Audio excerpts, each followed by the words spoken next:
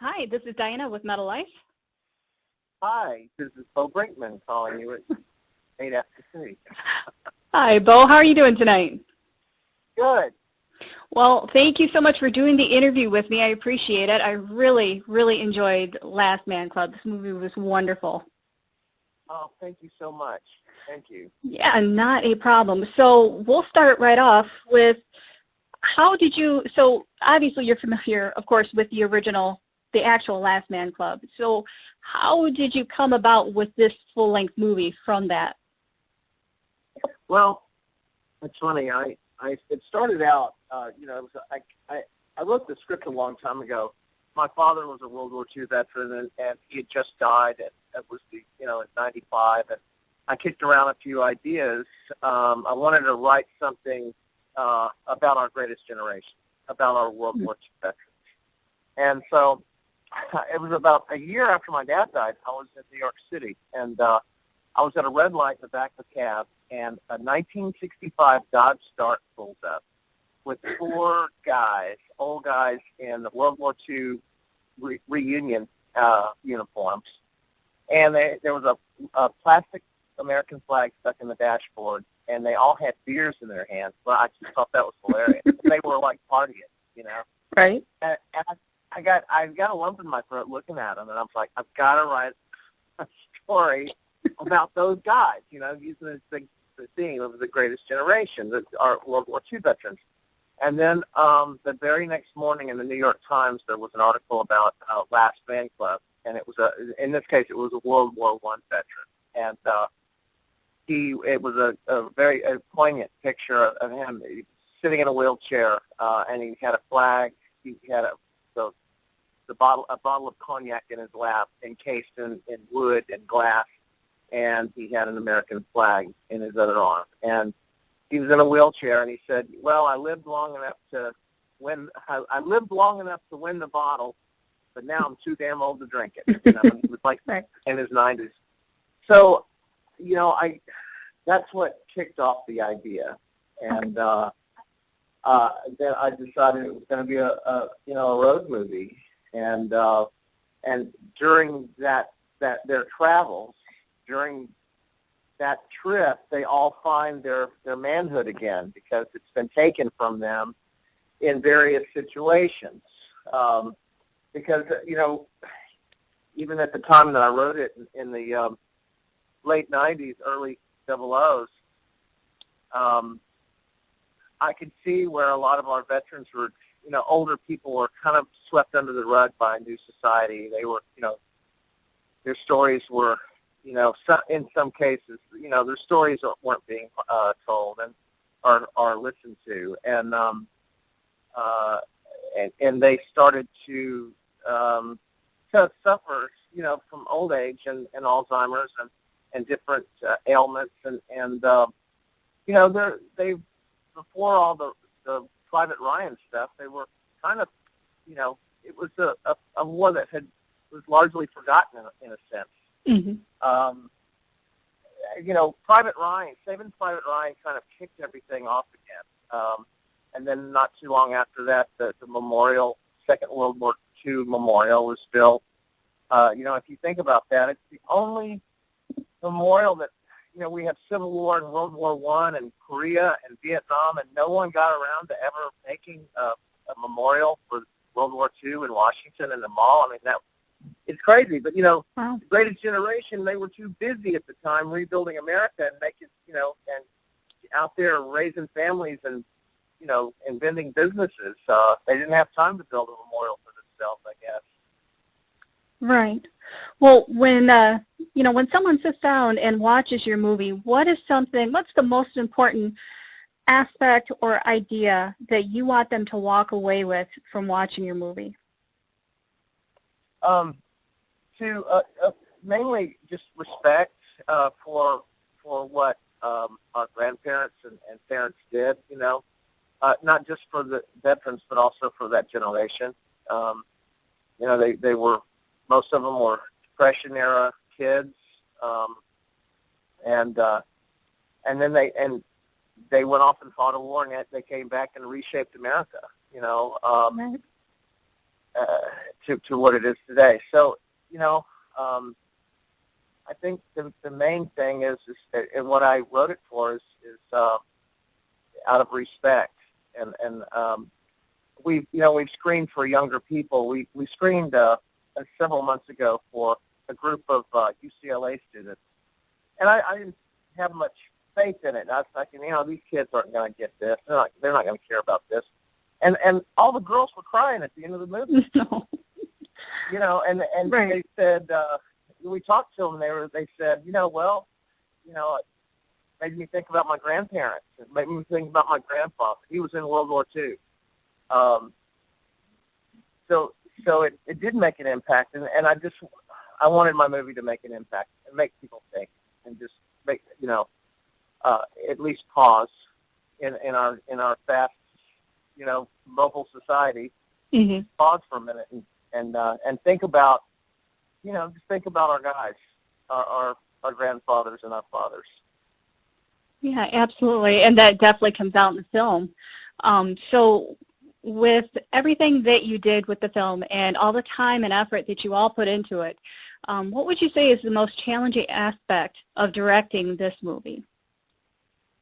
One of the most challenging aspects of directing the film was, believe it or not, working with four elderly gentlemen.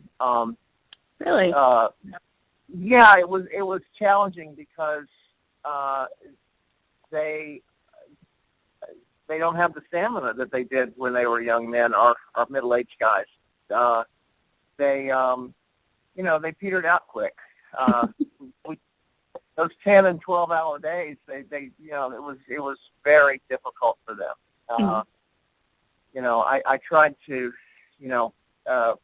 move at a different pace for when I was with those guys, because the older you get, it's just I can see it. At my age, I know what I'm in for. Right.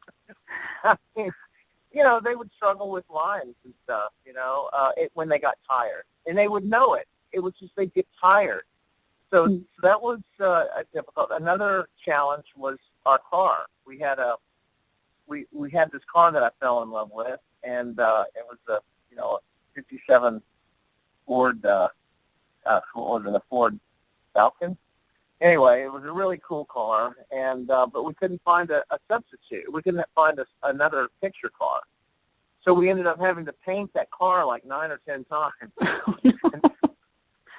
Sometimes in the same day. Because you never shoot anything in sequence. It's all right. Shooting order is all different. So, I mean, we'd had a couple of days where we shot in the morning when the car was black, and then we'd shoot in the afternoon when the car was red. So we had about 5 guys dedicated to just painting the car, and we used spray can paint. I mean, we Wow. go through a cave of paint, Right. That was a big challenge. And we shot we shot 42 days on this. So a lot of it we used microcrew, but because of it was really their story, and they were always in the picture. Right. So we had to work, at their pace, and also it was a road picture, so we had many locations. We were all over the place. We shot in Tucson, Arizona, and Washington, D.C., and Virginia, and then all over Texas, because we doubled a lot of things in Texas for other states. Wow. Well, and that would be a lot to handle, I mean, for anybody. But, yeah, I could definitely see where the struggle would be with that. I got one last question for you, Bo. It sounds like that you've got some other projects in the works. Would you like to tell us about them? Yeah, I have another project, a script that I wrote. It's inspired by a true story, and it's completely different than Last Man Club. It goes actually the opposite direction. It's about a preacher whose brother was killed by 2 drug dealers, and he was working for the San Antonio DEA, which back in those days was a little crooked. And this preacher leaves his wife and congregation and children and infiltrates into the drug world to find the killer, because the killer was turned state's evidence against a bigger drug dealer and got 5 years probation for a brutal murder. And it's kind of it's a very quirky crime drama. So, he ends up finding the guy and becoming friends with him, and then ends up killing him in self-defense. Wow. So, yeah, it's a very gritty crime drama that has humor and is quite quirky as well. It sounds like it. Sounds pretty intense. It's a very, very intense film. It's the polar opposite of what the story that I did with Last Man Club. Yeah. When do you start shooting for that? We're looking at February. I'm doing storyboards for it right now, and I've done several rewrites on the script, and we're just brought on a casting director and a costumer and some producers. So we're moving towards pre-production and then production. So we have several movies on the slate that we're doing, and the next one after that is called Under a Mimosa, which falls back in line more with Last Man Club. It's a slice of life movie in the Deep South in 1965, and it's just a look at those times. It's a drama about a single mom going into the workforce in 1965, newly separated, and her son who starts junior high, and her daughter who starts college, and the fiance that goes off to Vietnam.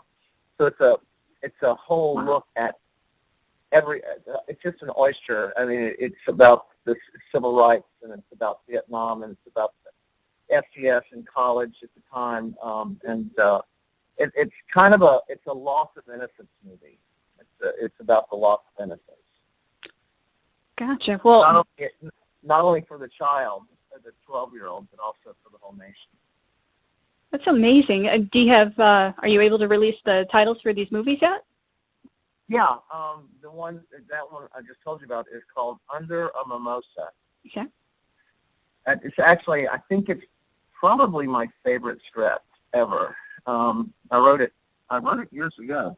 And then the one that we're doing next, which is going to be a lot of fun, is called Goat Hill Road. Wow. That's the crime drama, Goat Hill Road. Gotcha. All right, Bo, we will definitely be watching for those because they sound absolutely fascinating. Appreciate the info on it and the heads up. But that is all I got for you. Thank you for doing the interview. Again, just love the movie, and I really, really hope you guys see some great success out of it. Well, thank you so much, and I'm glad you came and enjoyed the film with us. Oh, yeah, absolutely. Have a wonderful evening, and good luck on the road ahead. All right, thank you. Yeah, take care. Okay, bye-bye.